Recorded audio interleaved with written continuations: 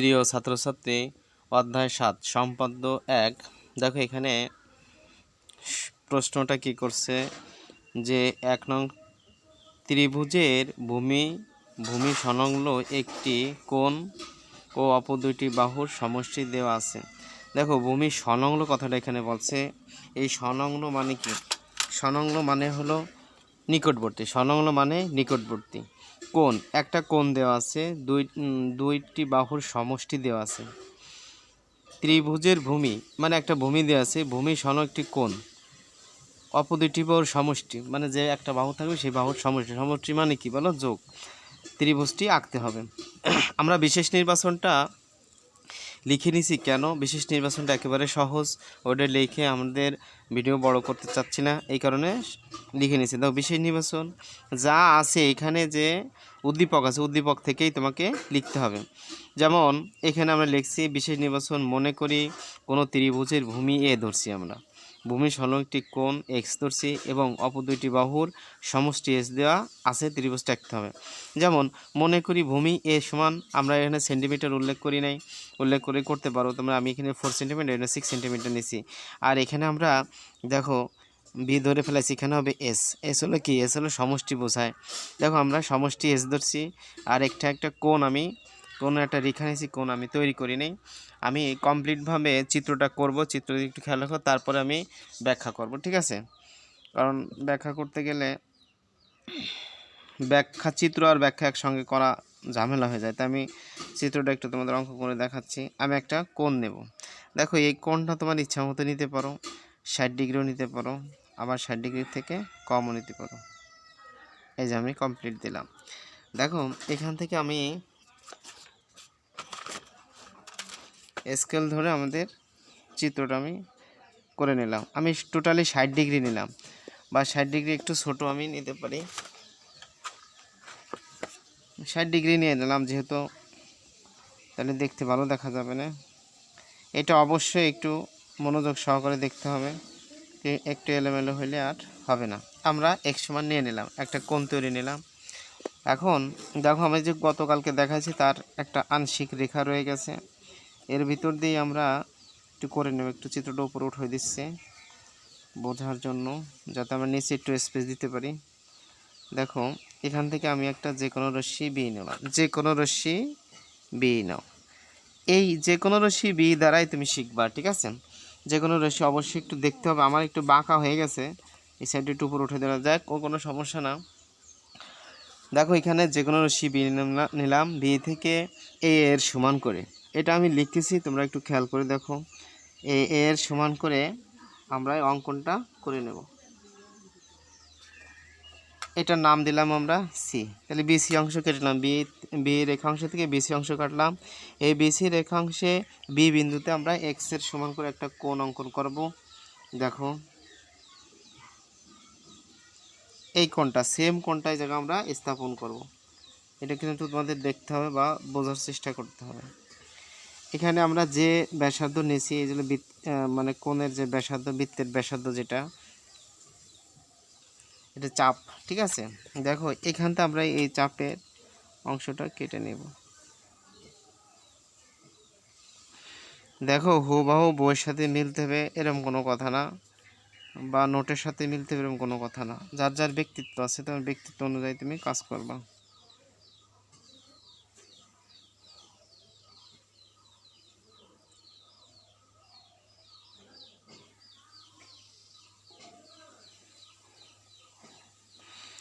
এখানে আমরা রেখাটার নাম দিলাম হলো এফ। যদি উপরে উঠে গেছে এই কাজটা করা যাবে না বলেও আমার এখানে আমার একটু বোঝা উচিত ছিল। যাই হোক, এখানে বিএফ আমি নিয়ে নিলাম। নেওয়ার পরে একটা কাজ করবা, আমরা ত্রিভুজ তৈরি করতে এবিসিডি লাগে, তাই এবিসিডি আমরা নিকটবর্তী রাখবো। সেক্ষেত্রে আমরা বিএফ রেখাংশটা কেটে নিলাম।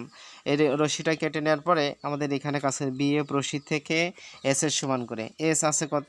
এস হলো সমষ্টি, এই সমষ্টির সমান করে আমরা কেটে নেব। দেখো এখানে রাইখে আমরা এটা কেটে নিচ্ছি। দেখো একেবারে ওর সাথে মিশে গেছে, ঠিক আছে? যদি এই রেখাগুলো দুইটা উপরে দিয়ে দিবা, এর নাম আমরা দেব কত বলো?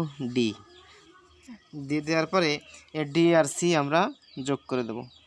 ডিসি অংশ বি আর ডি কাটলাম এবং এই ডি আর সি যোগ করে দেবো।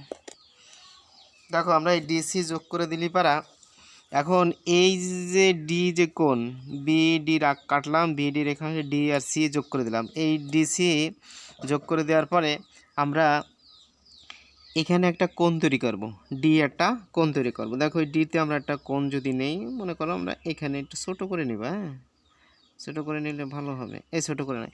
এই কোণটাই আমরা এই জায়গায় স্থাপন করব, এই সি কোণে স্থাপন করব। দেখো আমরা যদি সি কোণে স্থাপন করি, এটা কিন্তু অনেক বোঝার আছে, ঠিক আছে, একটু খেয়াল করে দেখো তোমরা। এই যে ব্যাসার্ধটা, এই ব্যাসার্ধটা আমরা এই জায়গা স্থাপন করব। দেখো এই যে এখানে রেখে আমরা এই কাজটা এই যে করে দেবো, ঠিক আছে। করার পরে এখানে যে কোণ হয়েছে এই কোণটা আমরা ঠিক আমরা এইভাবে কাজটা করব, একটু খেয়াল করে দেখো।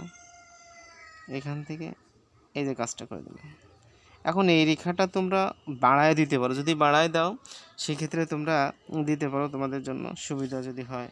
এটা আমরা জি দিতে পারি, যেহেতু বাড়তি দিয়ে দিলাম।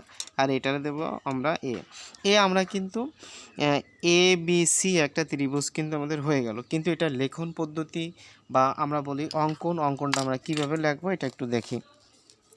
দেখো এই অঙ্কনটা কিন্তু আমরা লিখবো যে কোনো রশ্মি বি নেই। দেখো যে কোনো রশ্মি বি নেই, বি লিখে দাঁড়িয়ে দিয়ে দেবো এই বি থেকেই, ঠিক আছে। দেখো এই বি থেকে কার সমান করে, এর সমান করে। এ যখন এ কিন্তু বাহু, ঠিক আছে, এর ছোটো করে নেব, এর সমান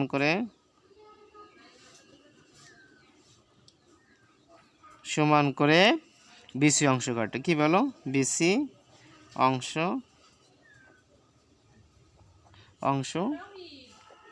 কাটি, ঠিক আছে, কাটি বা কেটে নেই একই কথা। দেখো এই বিসি রেখাংশে বি বিন্দুতে বিসি, তখন আর এই দরকার নাই ওই বিসি অংশ কাটে, তখন আমরা এইটুকু কাজ করতেছে। বিসি রেখাংশে বি বিন্দুতে কোণ এক্স এর সমান করে। কি দেবে বলো, কোণ এক্স এর সমান করে।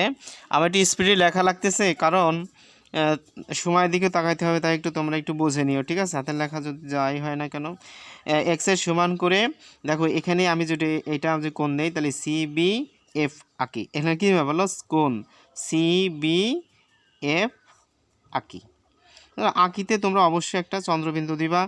দেখো আমরা যেটারে কোণ বানাবো তারে মাঝখানে দেবো, তারে মাঝখানে ফেলবো। দেখো কোণ সি বি এফ, তার মানে বি কোণটারে আমরা কোণ ধরছি, তাহলে আমরা এখানে বিটারে মাঝখানে আঁকি, শেষ।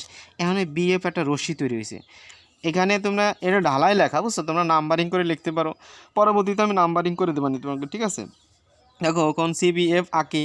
দেখো এখন এই সি এফ একটা বি এফ একটা রশ্মি তৈরি হয়েছে, তাহলে বি এফ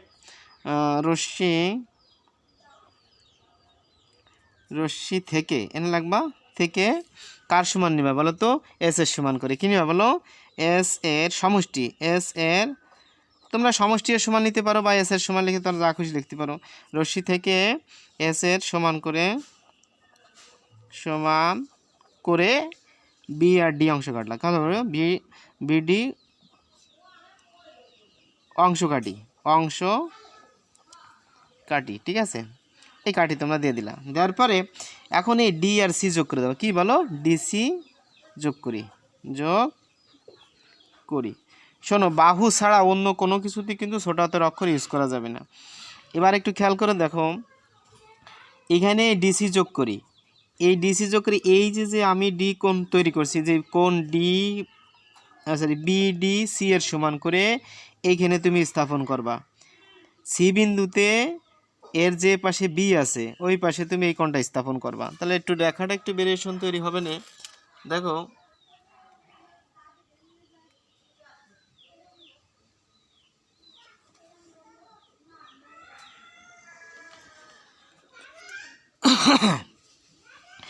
এখানে তোমরা লিখতে পারো সি সি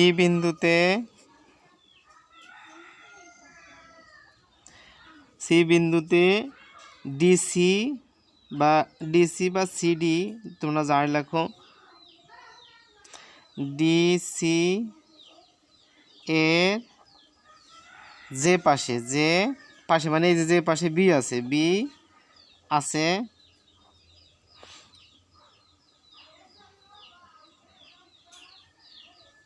যে পাশে বি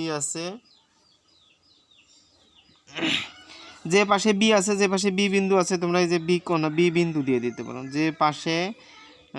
যে পাশে ডিসি এর যে, আমরা এখানে একটু ভুল লিখে ফেলে, যে পাশে বি বিন্দু আছে, বি বিন্দু আছে, সেই পাশে কোণ বি, এখানে কোণ চিহ্নটা দেখো, কোণ বি ডি সি এর সমান করে, বুঝছো, সমান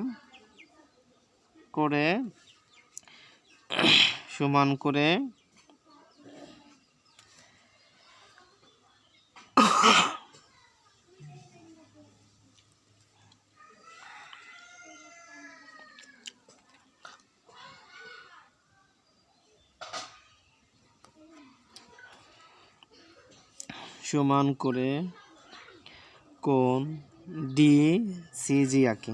দেখো আমরা এখানে ডি সি জি আঁকি দেবো, ঠিক আছে, ডি সি জি আঁকি। দেখো এই তোমরা আঁকি, দেখো দেবো সিটাতে মাঝখানে ফেলাবো, তখন কিন্তু এটা কোণ হয়ে যাবে, আঁকি।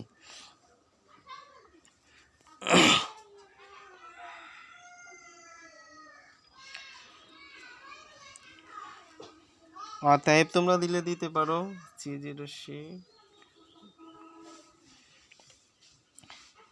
এই যে সিজি রশ্মি তৈরি হয়েছে, এই সিজি রশ্মির লাগবা সিজি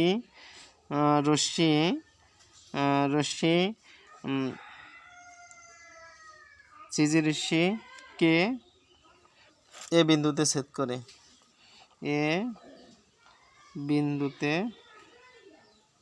ছেদ করে, দেখো আমি তোমাদের একটু আংশিক মিল লিখে দেওয়া হলো।